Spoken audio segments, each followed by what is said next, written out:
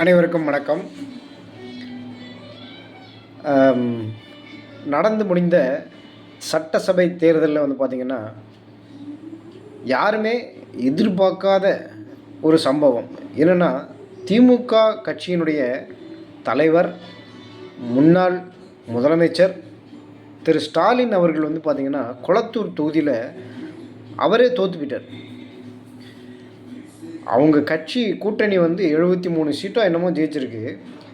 ஆனால் ஊர் பேர் தெரியாதவன்லாம் ஜெயிச்சிட்டான். ஆனால் திமுக கட்சியினுடைய பாரம்பரியமான கிட்டத்தட்ட 60 வருடங்களுக்கு மேலான ஒரு கட்சியினுடைய இந்நாள் தலைவர், முன்னாள் முதலமைச்சர் திரு ஸ்டாலின் அவர்கள் பார்த்திங்கன்னா தோற்றுப்பிட்டார்.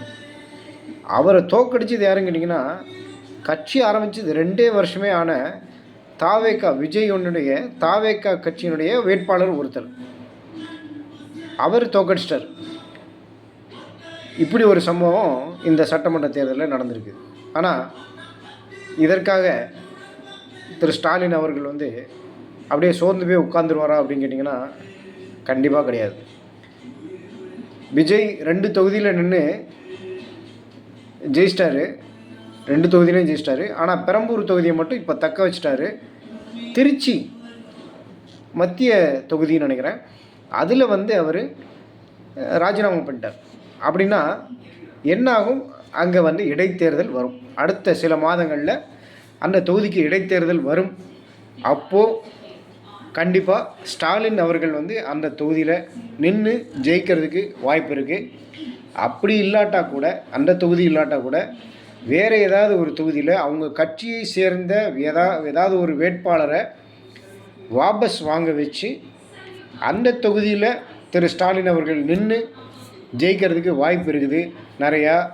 இந்த கட்சி இப்போ இருக்கக்கூடிய ஆட்சி, தாவேகாவினுடைய விஜயனுடைய ஆட்சி 5 வருடங்களுக்கு தொடர்ந்தாலும் அடுத்த சில மாதங்கள்லேயே திரு ஸ்டாலின் அவர்கள் சட்டசபைக்குள்ளே நுழைவார் அப்படிங்கிறது எதிர்பார்க்கப்படுது. 5 வருஷம் அப்படிலாம் சும்மாலாம் இருக்க மாட்டார், வீட்டில் வருவாங்க. இப்போவே உதயநிதி ஸ்டாலின் சட்டசபையில் ஆட்டத்தை ஆரம்பிச்சிருக்காரு.